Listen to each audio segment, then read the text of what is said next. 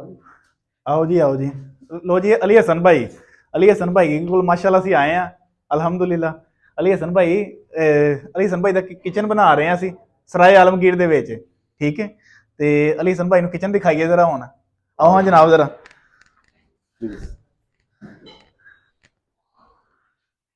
ਲੋ ਜਨਾਬ ਚੀਜ਼ਾਂ ਜ਼ਰਾ ਚੈੱਕ ਕਰਿਆ ਜੇ।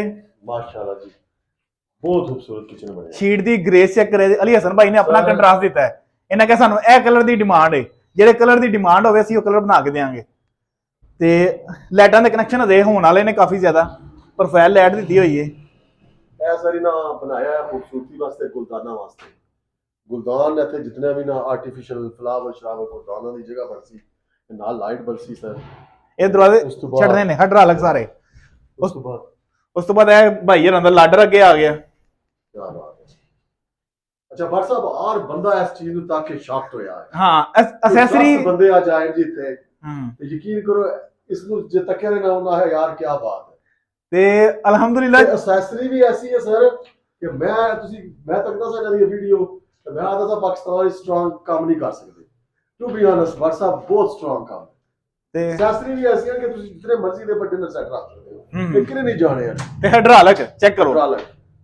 ਇਹਦੇ ਵਿੱਚ ਅਸੀਂ ਲਾਡਰ ਦੀ ਜਗ੍ਹਾ ਤੇ ਸ਼ੀਸ਼ੇ ਦੀ ਸ਼ਲਫਾਂ ਦੇ ਛੜੀਆਂ ਨੇ। ਕੋਈ ਮਜ਼ੀਦ ਹੈਵੀ ਜਿੰਨੇ ਮਰਜ਼ੀ ਹੈਵੀ ਸੈੱਟ ਹੋਣ ਇਹਦੇ ਵਿੱਚ, ਹਾਂ ਜੋ ਮਰਜ਼ੀ ਕਰਨ, ਠੀਕ ਹੈ।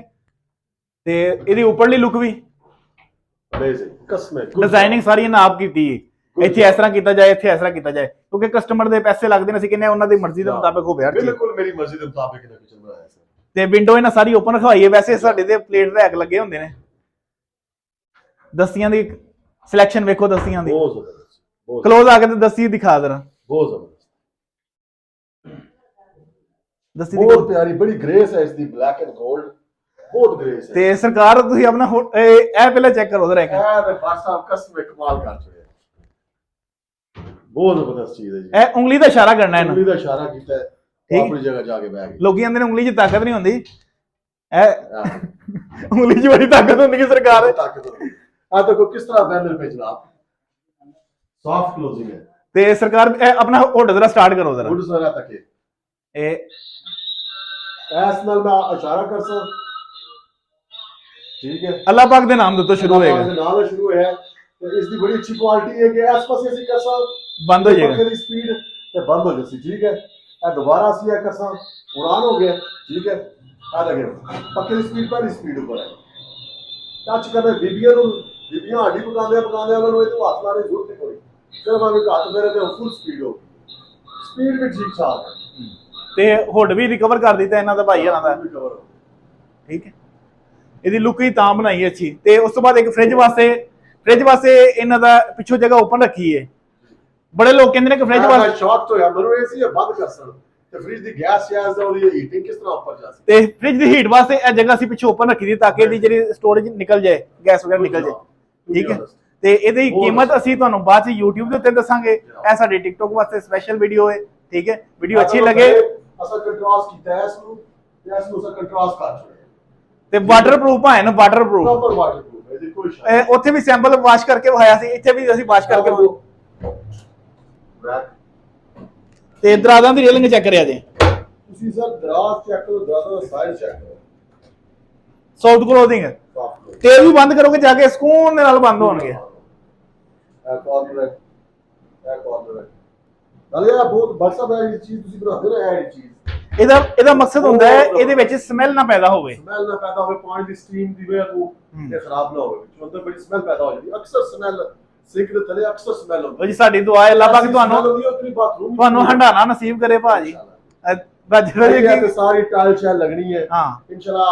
बात WhatsApp इंशाल्लाह हफ्ते लगे टाइल आसन, ठीक है। फिनिशिंग कर सकते पत्थर भी दे लगना, पत्थर वैसे रखे है आरजी जोड़ पे ने। हां वैसे आरजी मुकम्मल करने हैं इंशाल्लाह। टाइल लगेगी फिर से दोबारा फिर वीडियो बनाओगे। देखो यहाँ पर सीलिंग है, सीलिंग भी हाथ सारी रोप लाइट लगनी है, पहले शेड लाइट लगना है, बाकी भी जो रोप लाइट इंशाल्लाह हफ्ते लगे फिर इंशाल्लाह। पर टू बी ऑनेस्ट WhatsApp ਦਾ ਕੰਮ ਪਸੰਦ ਆਇਆ ਹੈ, ਤਸੱਲੀ ਬਖਸ਼ ਕੰਮ। ਬਹੁਤ ਸ਼ੁਕਰੀਆ। ਬਹੁਤ ਬੰਦੇ ਆ ਕੇ ਤੱਕੇ ਨਾ ਉਸ ਆ ਕੇ ਯਾਰ ਬਹੁਤ ਹੈਵੀ ਸ਼ੀਟ ਲਵਾਈ ਹੈ ਤੇ ਬਹੁਤ ਸਟਰੋਂਗ ਕੰਮ ਹੈ।